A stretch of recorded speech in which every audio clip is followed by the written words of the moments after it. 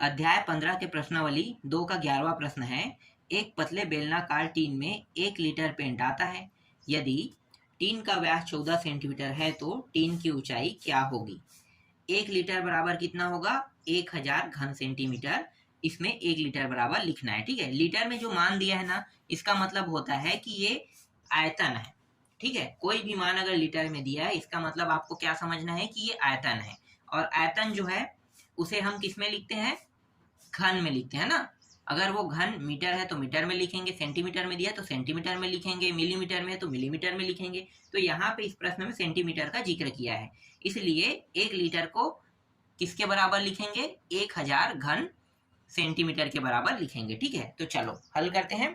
तो इस प्रश्न में क्या कहा है कि एक पतले बेलनाकार टीन के 1 लीटर पेंट आता है, कह रहे हैं ना। समझना, देखो मैं क्या बनाता हूँ, एक लीटर का पेंट का डिब्बा बना देता हूँ। ठीक है, तो मैं बना देता हूँ यहाँ पे इस तरीके से। ये 1 लीटर क्या है, पेंट का डिब्बा है, इस तरीके से 1 लीटर। ठीक है, क्या है इसमें, पेंट है। 1 लीटर पेंट का डिब्बा है। अब इस 1 लीटर पेंट के डिब्बे का व्यास भी दिया हुआ है। व्यास यहाँ से यहाँ की दूरी को हम क्या कहते हैं, व्यास कहते हैं। ठीक है, कितना दिया हुआ है व्यास, व्यास दिया हुआ है 14 सेंटीमीटर। ठीक है, और ऊंचाई हमें क्या करना है, इस प्रश्न में ज्ञात करना है। तो चलो जो जो दिया है उसको हम क्या करेंगे, यहाँ पे लिख लेंगे। तो यहाँ पे लिखो बेलनाकार टीन का आयतन कितना दिया है भाई, 1 लीटर। ठीक है, आयतन जो है वो कितना है, 1 लीटर दिया है। और आप सभी को पता है कि लीटर के मान को हम हल नहीं कर सकते, तो लीटर के मान को क्या करेंगे, पहले चेंज करेंगे किसमें, सेंटीमीटर में। ठीक है, क्योंकि ये मान किसमें, सेंटीमीटर में। तो 1 लीटर बराबर कितना होता है, 1000 घन सेंटीमीटर होता है ना, यही होता है। तो हमने इसके साथ गुणा कर दिया, तो ये हो जाएगा 1000 घन सेंटीमीटर हो जाएगा। ठीक है, 1 लीटर के बराबर क्या हो जाएगा, 1 लीटर के बराबर 1000 घन सेंटीमीटर आयतन आ जाएगा। ठीक है, और इस प्रश्न में क्या दिया है, इस प्रश्न में दिया है टीन का व्यास दिया हुआ है ना। तो टीन के जो डिब्बे हैं, ये जो पेंट भरा है ना, इसका व्यास, तो टीन का व्यास, व्यास को हम डी से दर्शाते हैं। तो व्यास डी कितना दिया हुआ है, 14 सेंटीमीटर दिया है। ठीक है, अब हम निकाल लेते हैं टीन की त्रिज्या। तो लिखो टीन की त्रिज्या आर से दर्शाते हैं। ठीक है, ये क्या होता है, d/2 होता है। d का मान कितना है, 14, 14/2, तो ये हो गया 7 सेंटीमीटर आ गया टीन की त्रिज्या। ठीक है, अब हमारे पास क्या है, टीन की त्रिज्या भी है ना, और हमारे पास आयतन का मान भी है।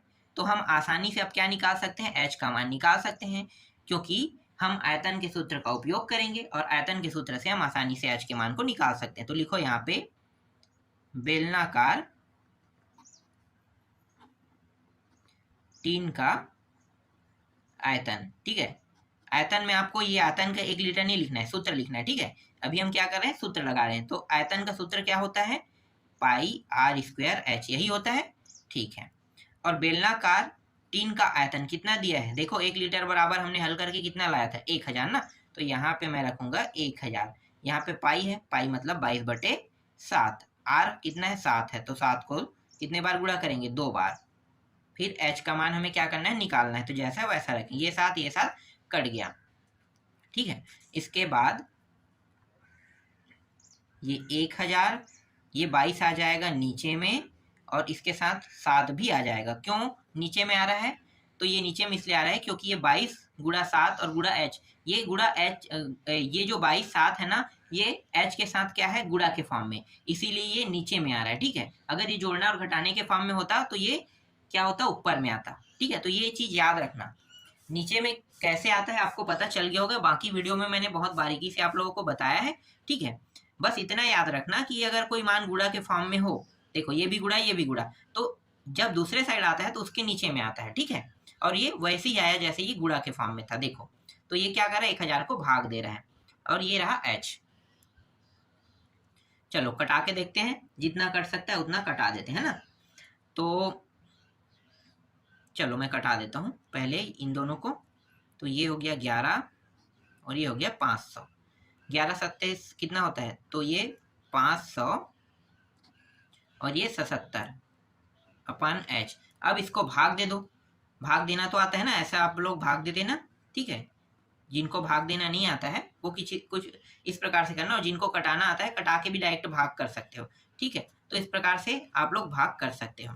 तो मैं यहाँ पे क्या करूँगा, डायरेक्ट इसके उत्तर को मैं लिख देता हूँ, ठीक है। कटाने के बाद जो मान आएगा उसको, तो h बराबर मान आने वाला है 6.49 सेंटीमीटर h का मान आएगा। देखो h का मान जो है वो क्या है, सिंगल है ना, तो मतलब h का मान हमें क्या करना है, सेंटीमीटर में रखना है, ठीक है। तो h का मान हमेशा मैंने बताया था कि r का मान, h का मान, ठीक है, यहाँ तक के व्यास का मान, लंबाई का मान, चौड़ाई का मान अगर हमें इस प्रकार निकालना हो तो वो सिर्फ और सिर्फ सेंटीमीटर में ही रहेगा, है ना, एक घात वाले में। अगर क्षेत्रफल निकालेंगे तो 2 घात वाले में चला जाएगा, और अगर हम आयतन निकालेंगे तो कितने घात में जाएगा, देखो यहाँ पे आयतन जो है वो कितने घात में, 3 घात में। तो ये चीज याद रखना, ठीक है। चलो अब दूसरा प्रश्न देख लेते हैं। 12वां प्रश्न है, एक अस्पताल में हर मरीज को प्रतिदिन 7 सेंटीमीटर व्यास वाले बेलनाकार बर्तन में सूप दिया जाता है। यदि बेलनाकार बर्तन में सूप 4 सेंटीमीटर की ऊंचाई तक भरा जाता हो तो अस्पताल में प्रतिदिन 50 मरीजों के लिए कितनी मात्रा में सूप बनाया जाएगा, ठीक है। चलो बहुत आसान प्रश्न है। एक गिलास एक क्या बना लेते हैं, बर्तन बना लेते हैं ना, सूप भरने वाला है, आप कहो गिलास भी कह सकते हो। चलो मैं इस तरीके से बना लेता हूँ, तो वो बेलन जैसी आकृति का रहेगा कह रहे हैं। तो समझो कि एक प्रकार का गिलास है, इसमें 4 सेंटीमीटर तक के क्या भरा जाएगा, सूप भरा जाएगा, ठीक है।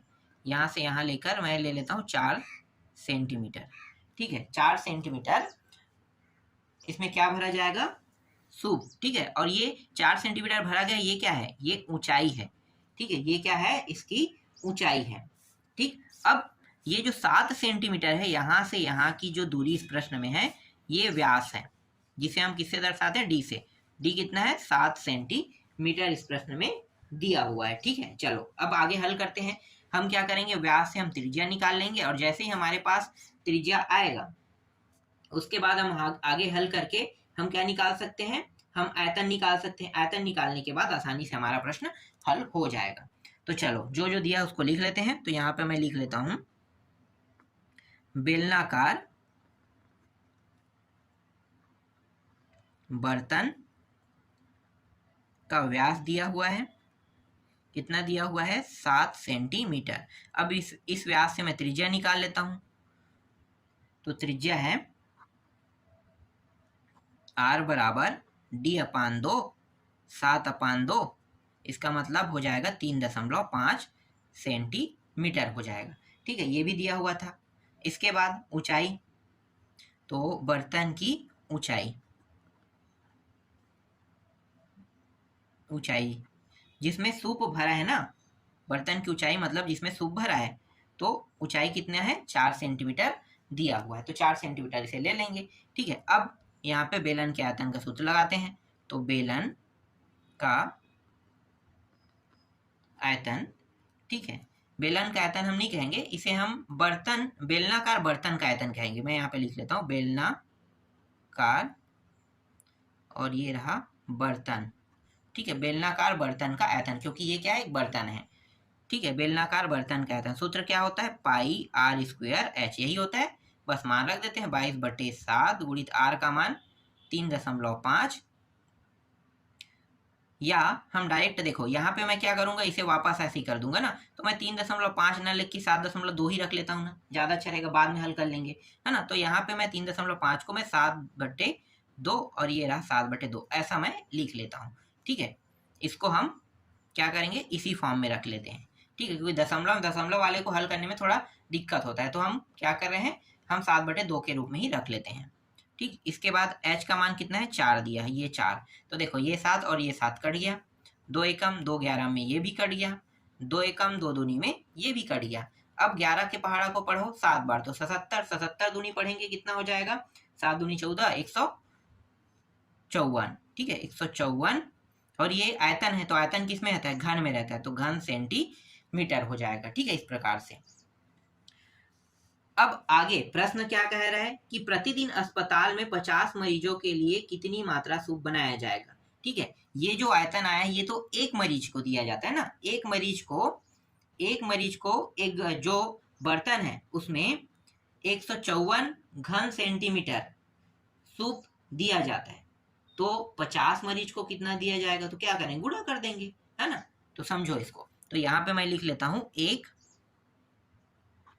मरीज को 154 घन सेंटीमीटर सूप दिया जाता है, ठीक है। एक मरीज को 154 घन सेंटीमीटर सूप दिया जाता है, तो 50 मरीज को, ठीक है, 50 मरीज को बराबर 50 गुणित 154। आगे हल करो तो कितना होगा? तो 50 मरीज को, तो ये हो जाएगा 5 चौक 20, 2 हासिल, 5 पंचे 25, 2 27 का 2, 27, 2 सारी हासिल यहाँ पे जाएगा, ठीक है, 7 हो गया, 2 हासिल, और 5 एकम 5 और 2 7, तो ये हो जाएगा इतना, और एक जीरो को उतार देना, ठीक है। तो यहाँ पे इसका उत्तर आ रहा है 7700, ठीक है, घन सेंटीमीटर आएगा, ठीक है। अगर हम चाहें तो इसे मीटर में भी बदल सकते हैं, अगर नहीं चाहते हैं तो हम उसका उत्तर क्या रखेंगे? यही रख सकते हैं, ठीक है। यहाँ भी हमारा फाइनल आंसर आ जाएगा। अब हम इसे मीटर में बदल लेते हैं, ठीक है। तो मीटर में बदलेंगे तो क्या करेंगे? देखो ये रहा, यहाँ पे कितना है? घन सेंटीमीटर, घात कितना है? 3 घात। तो आप सभी को पता होगा कि 1 मीटर बराबर कितना सेंटीमीटर होता है? 100, है ना। तो ये रहा 100। हाँ, एक चीज यहाँ पे मैं आपको बता देता हूँ, मैं इसे मीटर में नहीं बदलूंगा, लीटर में बदलूंगा, ठीक है। मीटर में बदलूंगा तो ये गलत हो जाएगा, क्योंकि सूप को हम लीटर में नापते हैं, ना कि मीटर में, ठीक है। हल करने के लिए हम मीटर का उपयोग जरूर करते हैं, लेकिन अंत में हम उसे किस में रखेंगे? लीटर में। तो जैसे हमने बाकी प्रश्नों को हल करने पे क्या किया था कि हमने उसे लीटर से मीटर बनाया था ना, अब क्या करेंगे? अब मीटर से जो मतलब सेंटीमीटर है उससे क्या करेंगे? लीटर बनाएंगे। तो आप सभी को पता है कि 1 लीटर बराबर कितना होता है? 1000 घन सेंटीमीटर। तो क्या करेंगे? जब 1 लीटर होता है तो हम क्या करते थे? 1000 को गुणा करते थे, तो जस्ट अपोजिट करेंगे, इस बार क्या करेंगे? भाग करेंगे, तो 1000 से भाग कर दो तो ये लीटर में बदल जाएगा, तो 7.7 क्या है? लीटर, ठीक है। तो जो 50 मरीज है ना, उसको एक दिन में 7.7 लीटर सूप दिया जाता है, यही क्या है? इसका उत्तर है, ठीक है। ये समझ में आ गया।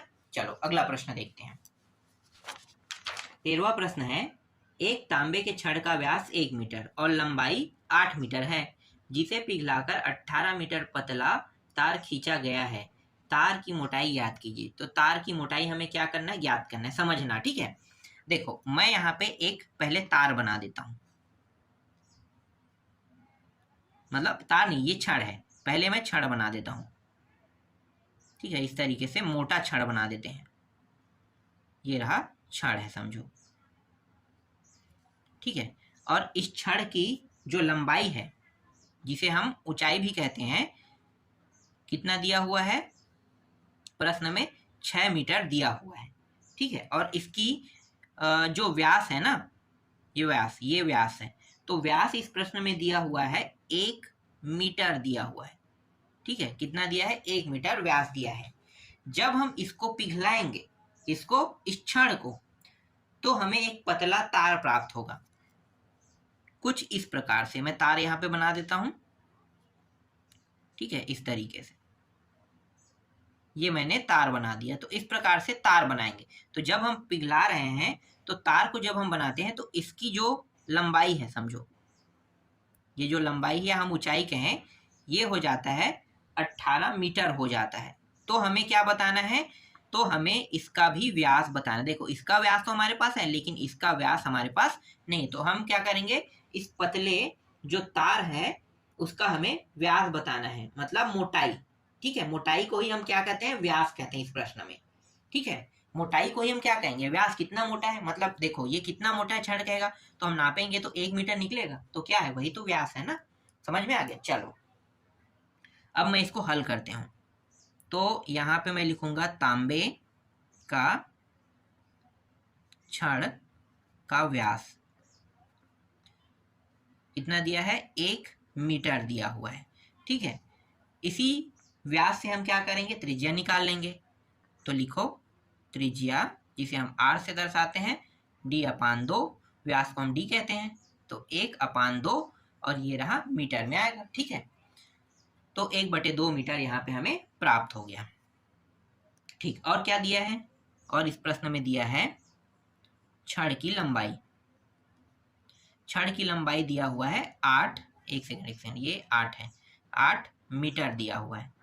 ठीक है, कितना दिया हुआ है, 8 मीटर दिया हुआ है। ठीक है, चलो आगे अब हल करते हैं, सूत्र लगाएंगे। तो यहाँ पे हम लगाने वाले हैं तांबे के छड़ का आयतन, इसका ही सूत्र लगाना है। ठीक है, और ये हो गया पाई r² h। पाई का मान कितना होता है, 22/7, r का मान देखो 1/2, और यहाँ पे कितना है, वर्ग है, मतलब 2 बार लिखना है इस तरीके से, और h का मान कितना है, 8 है। इस प्रकार से हल करते हैं तो देखो क्या क्या कट रहा है, 2 एकम 2 चौके, 4 बार में कट गया, 2 एकम 2 11 में कट गया, और कुछ कट रह गया, नहीं कट रहा है, तो 11 चौक कितना हो गया, 44, 44/7। ठीक है, और ये आयतन है, आयतन इसका मतलब क्या है, मीटर को कितने घात में लिखना है, 3 घात में।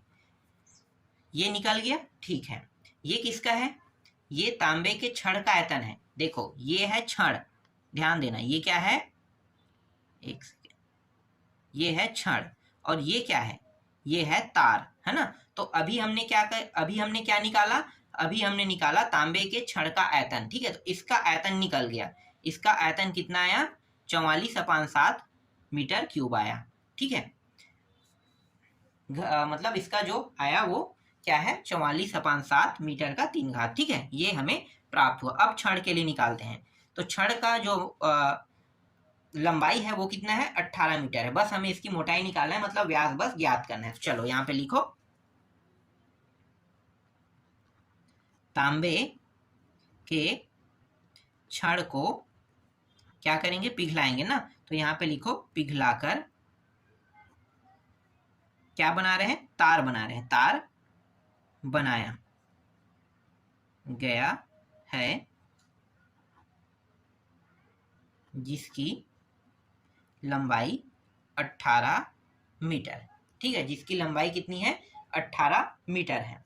तो चलो अब क्या करेंगे, इन दोनों को कंपेयर करेंगे, दोनों को। ठीक है, तो इसका आयतन का सूत्र लगाएंगे और इसके आयतन को भी हम रखेंगे। तो दोनों के आयतन का सूत्र लगाते हैं। ठीक है, तो लिखेंगे कैसे, देखो एक साइड हम लिखेंगे तार का आयतन, और दूसरे साइड क्या करेंगे, छड़ का आयतन, छड़ का आयतन, इस तरीके से लिखेंगे। ठीक है, तार के आयतन तो हमें पता नहीं है, तो हम सूत्र का ही उपयोग करेंगे यहाँ पे, पाई r² h। ठीक है, ये हम करेंगे, और छड़ का आयतन हमने अभी निकाल लिया है, देखो 44/7 मीटर। ठीक है, 3 घात दिया हुआ है, तो यहाँ पे मैं रख लेता हूँ 44/7। ठीक है, तो ये हमने निकाल लिया था, तो हम यहाँ पे डायरेक्ट क्या करेंगे, छड़ के आयतन को रख देंगे। अब ये 22/7 होता है, पाई का मान होता है, आर का मान हमारे पास नहीं है। ठीक है, क्योंकि तार के लिए हमारे पास कोई आर का मान नहीं है, तार वाले के लिए। तार का हमें सिर्फ एक ही चीज पता है, वो क्या है, सिर्फ लंबाई, है ना। तो हम क्या करेंगे, हम यहाँ पे लंबाई बस को लिख लेंगे 18। ठीक, फिर ये 44 और ये 7। अब मैं क्या करूंगा, आर बस को यहाँ पे रहने दूंगा, क्योंकि मुझे आर का मान चाहिए। बाकी जो मान है उसको मैं उस साइड ले जाऊंगा। तो सभी मान देखो गुणा के फॉर्म में है, तो क्या करेंगे, गुणा के फॉर्म में है, तो ये जो मान है, ये ऊपर के मान नीचे, नीचे के मान ऊपर को गुणा करेगा। ठीक है, तो ये मान यहाँ पे आ जाएगा, और ये मान 22 जो है वो नीचे में आएगा। क्यों, क्योंकि दूसरे साइड किसी भी गुणा में है जो मान, उसको हम दूसरे साइड में ले जाते हैं, तो ऊपर का मान नीचे और नीचे के मान कहाँ चला जाता है, ऊपर चला जाता है। अब यहाँ पे देखो 18 जो है ये ऊपर में जाएगा कि नीचे में जाएगा, ठीक है, 18 ऊपर में जाएगा कि नीचे में जाएगा, तो ये चला जाएगा नीचे में 1/18, ठीक है, इस तरीके से 1/18 इस प्रकार से नीचे में आ जाएगा, ठीक है। देखो जो जो कट रहा है उसको कटा दो, तो 22 एकम 22 दूनी 2 बार में, 7 एकम 7, हाँ ठीक है, एकम बार में कट गया, ठीक। इसके बाद r का वर्ग, ये रहा 2 ये आ गए यहाँ पे 18, r का वर्ग 2 एकम 2 निया 1/9 यहाँ पे प्राप्त हो रहा है।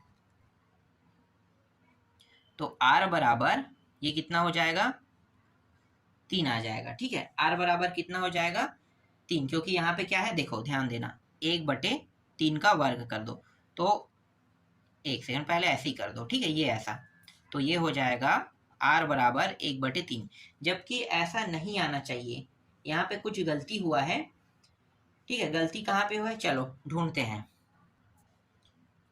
गलती तो नहीं, गलती कहीं पे नहीं हुआ है, ये प्रश्न ही थोड़ा सा गलत बना है ना, तो चलो जो निकल रहा है वही हम कर लिख लेते हैं।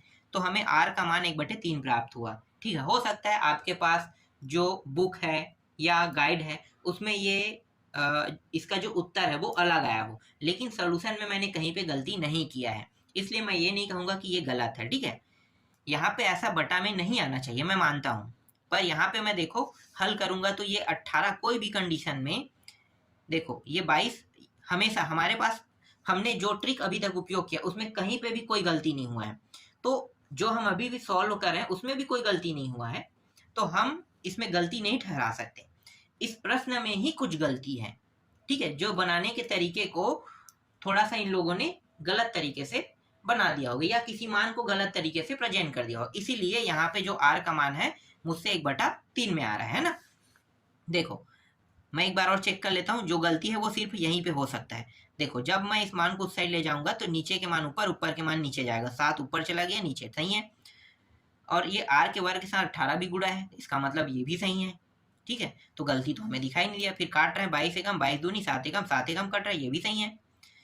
फिर 2 और यहाँ पे 18 बचेगा, तो 2 एकम 2 निया, ठीक है, ये भी वर्ग करेंगे तो 1/9, 1/9 को हम कैसे लिख सकते हैं, 1/3 का वर्ग ऐसे लिख सकते, बिल्कुल। फिर दोनों में वर्ग है, वर्ग हटाएंगे तो 1/3 आ जाएगा, ये भी सही है, तो गलती तो नहीं हुआ है। बस मुझे व्यास निकालना, चलो अब व्यास निकालते हैं, ठीक है। r का मान कितना आ गया, इतना, ठीक है। अब तार की मोटाई निकालते हैं, तार की मोटाई, तो 2r होता है, तो 2 गुणित 1/3, तो हो गया 2/3 आ गया। तो तार की मोटाई आया कितना आया, 2/3 मीटर तार की मोटाई आया, यही क्या है, इसका उत्तर है, ठीक है। यहाँ पे कहीं पे भी गलती नहीं है, ठीक है, एक बार और चेक कर लेना। लेकिन मैंने जो अभी हल किया है वहां पे मुझे कोई गलती तो नहीं लग रहा है, क्योंकि जो ट्रिक हम लोग गुणा के साथ जो पक्षांतर नियम लगाते हैं ना वो एकदम सही है, ठीक है। तिर्यक गुणा नियम लागू होता है गुणा वाले के साथ, और पक्षांतर नियम लागू होता है जोड़ना और घटाने वाले के साथ। तो यहाँ पे जो ट्रिक है वो 100% सही लगा है। हो सकता है प्रश्न में जो मान है वो थोड़ा सा गलत रख दिया होगा, और वो मान जो है जो मैं प्रश्न पढ़ रहा हूँ उसमें ना हो, ठीक है। तो वो आप लोग एक बार देख लेना, बाकी हल जो है 100% सही हुआ है।